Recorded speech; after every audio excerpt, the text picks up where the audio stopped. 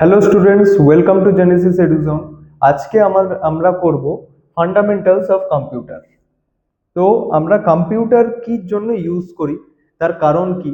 আমরা কোনো সাপোজ করো আমরা কিছু ইনপুট দিলাম, মাউসে একটা প্রেস করলাম, তো সেইটার আমাদের পরিপ্রেক্ষিতে আমাদেরকে আউটপুটটা শো করানো হচ্ছে কম্পিউটার। তুমি একটা ফাইল ক্রিয়েট করলে ফাইলটাকে শো করছে। এই কাজগুলোই হচ্ছে বেসিক ফাংশনস একটা কম্পিউটারে। ঠিক আছে। তো ফার্স্ট দেখবো কম্পিউটার সিস্টেম কাজ কিভাবে করে আমাদের। তো কম্পিউটার সিস্টেম মেনলি কাজ করে হচ্ছে তোমার একটা কম্বিনেশন, সেটা হচ্ছে হার্ডওয়্যার আর সফটওয়্যার। এই হার্ডওয়্যার থাকে একটা, যেটা হচ্ছে ফিজিক্যাল জিনিস যেগুলোকে আমরা চোখে দেখতে পারি, জাস্ট লাইক তোমার ডেস্কটপ রয়েছে, মাউস রয়েছে। আর সফটওয়্যার যেমনি তোমার হচ্ছে উইন্ডোজ অপারেটিং সিস্টেম তুমি ইউজ করছো, মাইক্রোসফট অফিস তুমি ইউজ করছো, এইগুলো হচ্ছে সফটওয়্যার। আর এদের দুজনের কম্বিনেশন করেই একটা হচ্ছে তোমার কম্পিউটার সিস্টেম আমরা বলবো। তো এর বেসিক অপারেশনস কি কি রয়েছে, ফার্স্ট রয়েছে ইনপুট। ইনপুট মানে আমি যেটা এক্ষুনি বললাম, কি তুমি মাউসে একটা ক্লিক করলে সেই পরিপ্রেক্ষিতে তোমাকে আউটপুট শো করছে কম্পিউটার। তারপরে হচ্ছে তুমি কিবোর্ডে কিছু টাইপ করলে সেইটা ডিসপ্লে করছে কম্পিউটার, এইটা হচ্ছে তোমার ইনপুট দিচ্ছ। তারপরে কি হয়, প্রসেসিং একটা হয়। তো প্রসেসিং কি হয়, তোমার নিজস্ব যেটা ফেভারিট গেম রয়েছে সে তার উপরে তুমি যখন ডাবল ক্লিক করছো আইকনটাতে, তখন গেমটা ওপেন হয়ে যাচ্ছে, ওটা প্রসেস হয়ে তারপর ওপেন হচ্ছে। আর প্রসেসিংটা করছে কে, তো সিপিইউ, র্যাম, এই জিনিসগুলো মিলে আর তোমার ড্রাইভ মিলে তোমার জিনিসটাকে প্রসেস করছে। তারপর হচ্ছে স্টোরেজ। একটু আগে যে গেমটার কথা বলছিলাম, সেই গেমটাকেই তুমি ধরো অফলাইনে তুমি সেভ করতে চাও, তো তার জন্য তোমার কাছে একটা স্টোরেজ হওয়া উচিত। হয় এসএসডি বা M.2, যেটাই তোমার কাছে রয়েছে সেইটাতে তুমি আর কি স্টোর করছো ফিজিক্যালি জিনিসটাকে। তো এই স্টোরেজের কাজ কি কি করে, একটা র্যাম আর একটা করে হার্ড ডিস্ক। তো র্যাম জিনিসটা কি হয়, র্যাম হয় হচ্ছে তোমার ভোলাটাইল। ভোলাটাইল মানে কি হয়, কি র্যাম জিনিসটা খুব তাড়াতাড়ি তোমার ভুলে যায়। যে জিনিসটা ওর মধ্যে রয়েছে সেই জিনিসটা খুব তাড়াতাড়ি ওর থেকে বেরিয়েও যায়। তুমি ধরো কম্পিউটার ওপেন করে কিছু একটা কাজ করছো, সেটা হয়তো র্যামের মধ্যে সেভ রয়েছে, কিন্তু তুমি যেই রিস্টার্ট করে দেবে কম্পিউটার, তোমার র্যামের মধ্যে সেই জিনিসগুলো অটোমেটিক্যালি ডিলিট হয়ে যাবে।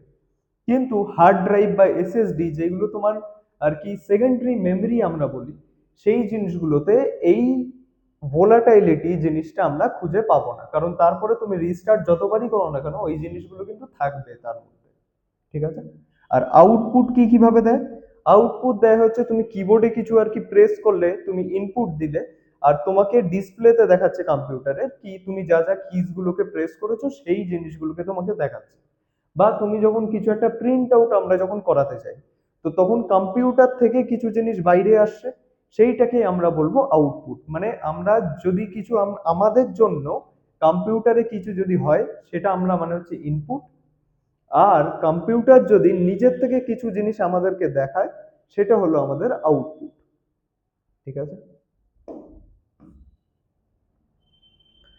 তারপরে রয়েছে তোমার functions, functional component of a computer.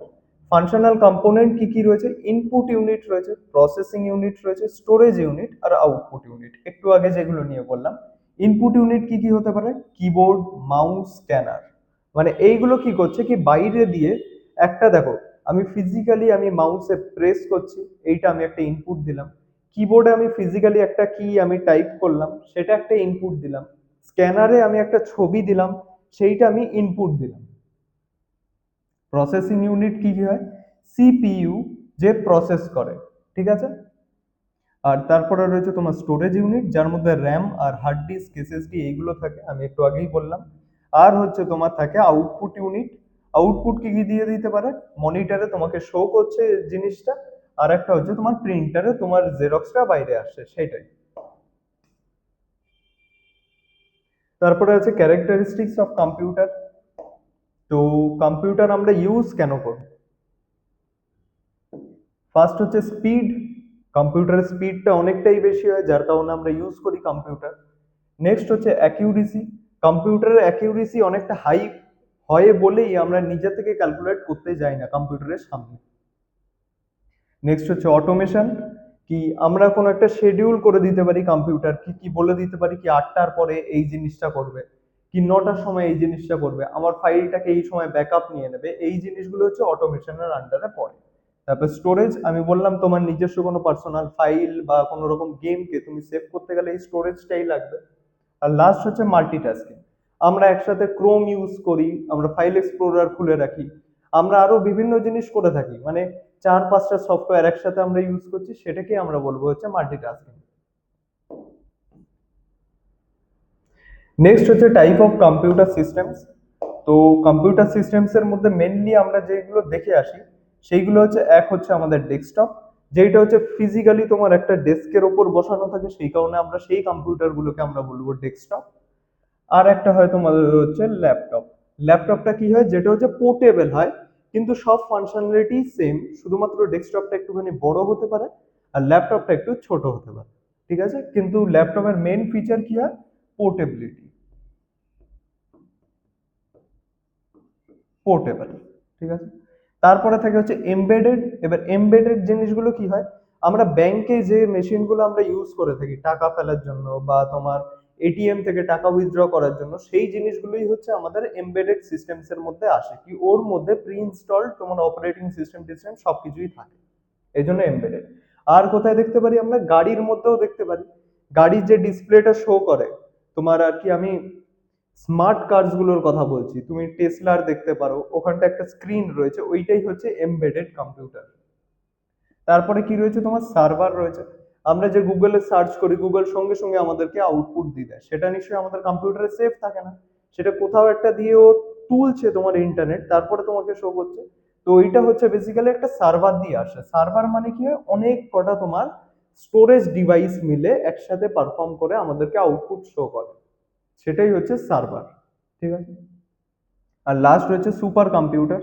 এবার অনেক জিনিস রয়েছে যেগুলো তুমি ম্যাথমেটিক্স দিয়ে বলো বা তুমি নর্মাল ক্যালকুলেটর দিয়ে বলো বা নিজস্ব কম্পিউটার বাড়ির যেটা, সেইগুলো দিয়ে তুমি সলভ করতে পারবে না, অনেক অ্যারিথমেটিক প্রবলেমস এরকম রয়েছে, ঠিক আছে। তো সেই জিনিসগুলো আমি এক্সাম্পলের জন্য বলে দিলাম কি দুটো গ্যালাক্সির মধ্যে দূরত্ব কত, সেটা কিন্তু তুমি হাতে কলমে তুমি করতে পারবে না, নাই তুমি বাড়ির কম্পিউটারে করতে পারবে, কারণ তার মধ্যে ডিফারেন্সটা অনেকটা ভাস্ট হয়। আর সেইগুলোকে ক্যালকুলেট করার জন্য প্রচন্ড পরিমাণে পাওয়ারফুল একটা কম্পিউটারের আমাদের প্রয়োজন পড়ে, আর সেই কারণে এই সুপার কম্পিউটারস গুলোকে আমরা ইউজ করে থাকি। নেক্সট, বাস এইটুকুই ছিল আজকের ক্লাসের জন্য। Thank you very much.